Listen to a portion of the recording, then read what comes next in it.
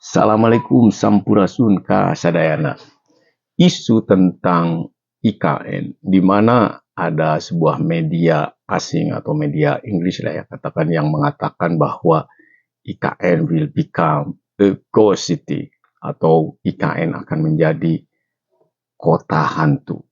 Nah, sebenarnya narasi itu haruslah ya kita ambil sebagai sebuah pecut atau sebuah cambuk untuk bangsa Indonesia agar menuntaskan IKN secara sempurna ya, atau difungsikan secepat mungkin dan infrastrukturnya dibangun selengkap mungkin agar tidak menjadi ghost city atau IKN tidak menjadi kota hantu. Dan saya pikir tidak akan pernah.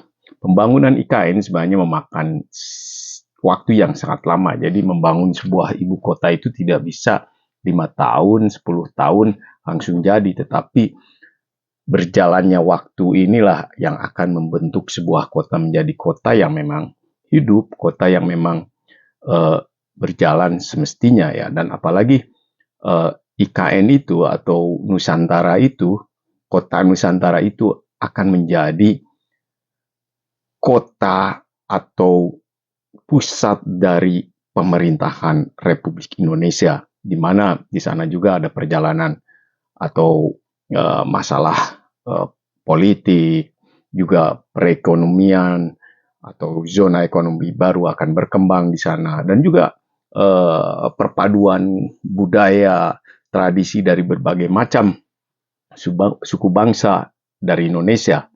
Nah, lantas kalau saya melihat ya, IKN ini ke depannya akan menjadi sebuah kebanggaan bangsa Indonesia. IKN terletak di tengah-tengah kepulauan Indonesia dan juga di sebuah pulau yang sangat besar sekali. Ibu kota RI harus memiliki ya wilayah yang sangat luas dan harus terletak di pulau yang lebih besar ya, yang paling besar di Indonesia. Ya jelas Kalimantan yang paling besar, dan juga Sumatera dan Papua juga cukup besar. Cuman kalau kita melihat Pulau Jawa ya, itu dikembangkan terus untuk menjadi wilayah ibu kota, maka yang terjadi adalah ketimpangan yang akan merusak alam Pulau Jawa sendiri. Dan disinilah saya akan menyinggung masalah keuntungan daripada Jawa Barat, Banten, dan DKI sekitarnya ya. Dengan kehadiran Jakarta sebagai ibu kota, apakah sangat diuntungkan dengan kehadirannya itu? Saya pikir malah dirugikan. Alasannya kenapa? Karena seperti saya lihat ya, kehadiran ibu kota RI di Pulau Jawa bagian barat, yaitu letaknya di Jakarta, itu sama sekali hanya merusak lingkungan atau alam ekosistem yang ada di wilayah tersebut. Seperti kita tahu sendiri ya, kepadatan penduduk yang tidak lagi bisa ditolerir karena ya jumlahnya yang terlalu overloaded ya, dan ini ya membutuhkan suatu solusi ya. Solusi satu-satunya ya caranya yaitu memindahkan magnet yang ada di wilayah itu, yaitu ibu kota Jakarta. Karena bagaimanapun juga ibu kota itu adalah pusat berbagai macam kegiatan atau event-event yang sifatnya secara nasional dan internasional. Dan ketika semuanya berlangsung itu ya akhirnya dipadati oleh mereka yang punya kepentingan untuk itu. Makanya dari berbagai pulau datang ke Jakarta, lalu dari negara-negara lain pula ya ingin memiliki perwakilan di Jakarta, dan akhirnya ya kepadatan penduduk di sana tidak terbendung lagi, pertambahan penduduk di sana itu. Dan yang terjadi yaitu teruslah ya bergesernya atau merembetnya, meluasnya tempat hunian-hunian penduduk, yang mana merembet ke Provinsi Banten dan juga ke Jawa Barat. Nah, yang sangat dirugikan adalah Provinsi Jawa Barat dan Provinsi Banten karena dijadikan tempat untuk ya berdomisili orang-orang yang punya kepentingan adanya Jakarta atau adanya ibu kota seperti para politisi ya, para ya cendekiawan ataupun akademisi yang ingin dekat dengan ibu kota. Begitu juga para ya pembisnis atau mereka yang uh, berkecimpung di dunia usaha. Mereka semua ingin dekat dengan Jakarta. Dan mereka akhirnya memanfaatkan wilayah yang berdekatan dengan Jakarta, yaitu Jawa Barat, ya, Banten, dan sekitarnya. Dan akhirnya terjadi ketimpangan itu, yaitu masalah kemakmuran dan kesejahteraan. Apa yang terjadi kan kita lihat sendiri, misalnya warga asli Banten dan Jawa Barat, yaitu orang Sunda sendiri ya malah tersingkirkan dan tidak merasakan pembangunan yang terjadi di sekitar Jakarta itu.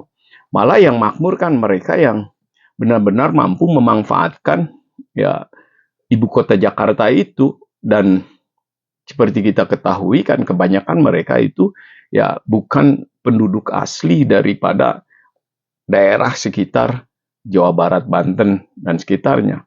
Dan juga bukan masalah kesejahteraan dan kemakmuran masyarakat asli yang saya lihat ya, bahwa kalau saya amati ya memang terjadi kesenjangan yang luar biasa di wilayah tersebut karena kehadiran ibu kota Jakarta ini ya, atau kehadiran ibu kota RI di Jakarta ini tidak memiliki tata ruang yang baik dan tidak memiliki sebuah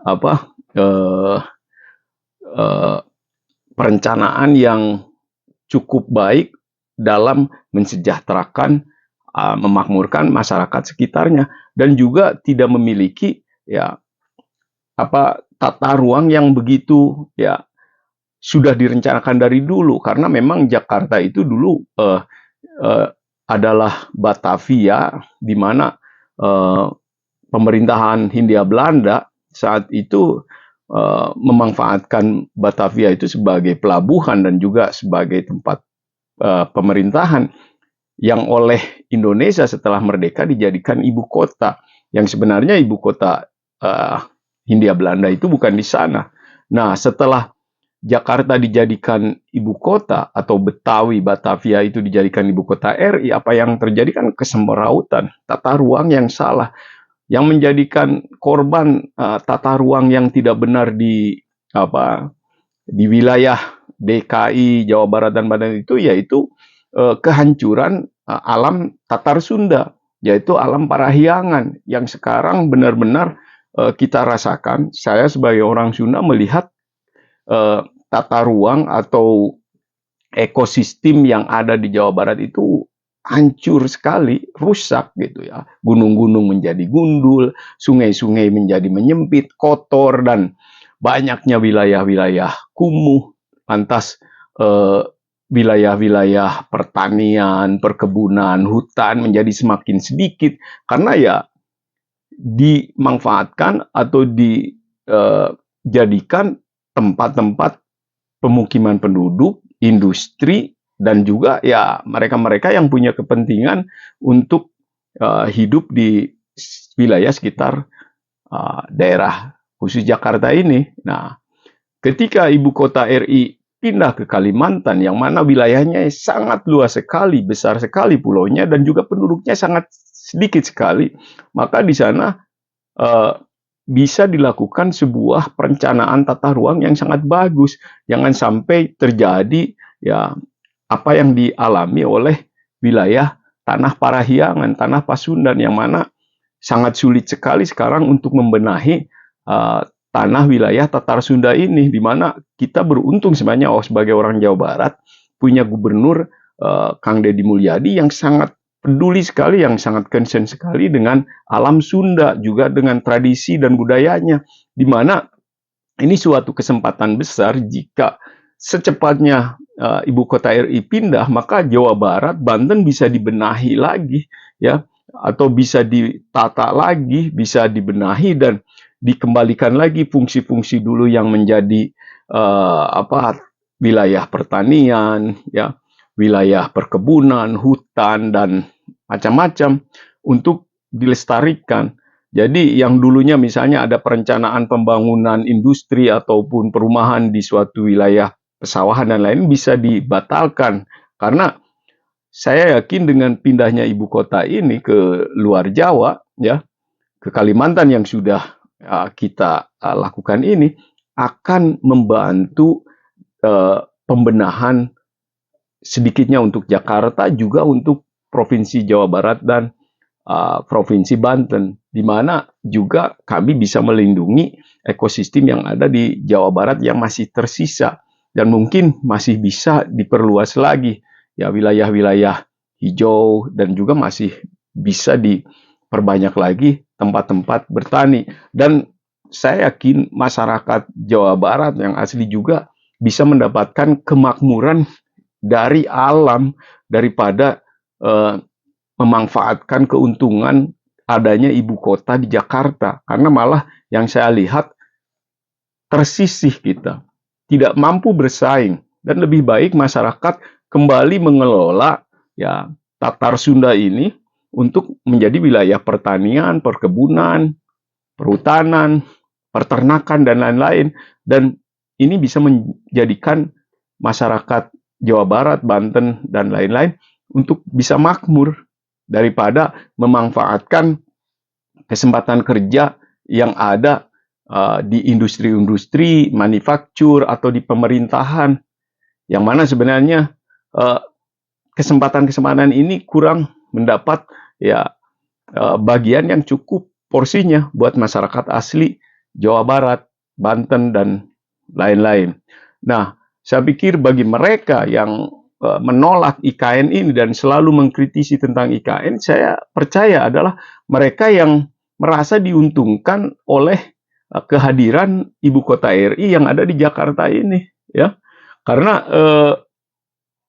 mungkin bisnis mereka akan terganggu jika IKN pindah, pendapatannya berkurang atau aset-aset mereka berupa kekayaan ataupun berbentuk usaha dan lain-lain akan nilai harganya ini akan turun gitu. Dan juga mereka terutama para politisi, ya, yang datang dari seluruh Indonesia yang bercokol atau berdomisili di sekitar Jawa Barat, DKI dan lain-lain merasa akan kehilangan popularitas mereka dan mereka itu pengaruhnya nanti tidak akan terdengar lagi di masyarakat karena ibu kota RI pindah, pemerintah berpusat di Kalimantan dan pemerintah berkonsentrasi mengurus negara dan mereka hanya bercuap-cuap, tapi yang dengar tidak ada yang dengar para politisi ini, terutama para politisi jalanan ini atau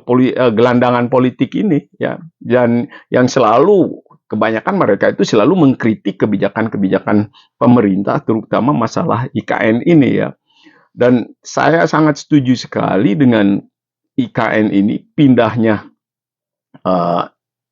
ibu kota RI ke Kalimantan, dan Kalimantan pun masih Indonesia dan itu pun harus dibangun, bukan ditelantarkan saja begitu saja. Justru dengan adanya IKN ada atau ibu kota negara Nusantara ada di tengah-tengah, maka pulau-pulau lain seperti, ya, Sulawesi, Sumatera, NTB, NTT dan lain-lain itu akan terangkat dan bisa dibangun karena pemerintah pusat sangat netral sekali berada di tengah-tengah.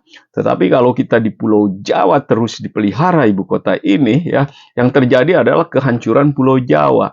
Karena Pulau Jawa sangat kecil sekali, apalagi sangat terisolir di ujung Pulau Jawa yang sulit dikembangkan lagi untuk menjadi besar. Yang terjadi sekarang kan penduduk semakin banyak di sana dan yang saya lihat malah ini akan merusak kehancuran tata ruang ekosistem yang ada di wilayah Tatar Sunda Pasundan. Dan saya sangat mendukung sekali keputusan pemerintah pindahnya ibu kota ke Kalimantan secepatnya mungkin. Tetapi ingat ya, harus memiliki tata ruang yang baik, jangan sampai menjadi seperti pulau Jawa bagian barat ini yang hancur karena letak ibu kota RI yang ada di Jakarta, yang malah mengakibatkan kekumuhan, kemacetan, bencana banjir setiap waktu ya, dan kepadatan penduduk, kemiskinan dan lain-lain ya. Dan yang jelas, dana negara bukan hanya dinikmati oleh penduduk di Pulau Jawa. Kemiskinan juga bukan hanya ada di Pulau Jawa, tetapi ada juga di pulau-pulau lain, di Kalimantan, di Sulawesi, dan mereka pun harus diperhatikan. Dengan pindahnya IKN ke Kalimantan secara tidak langsung memecahkan kemiskinan yang ada di pulau lain, dan Jawa pun penduduknya di sana akan terangkat kesejahteraannya jika memang di IKN semua berhasil dan berjalan dengan baik. Sekian dari saya, Sampurasun Kasadayana.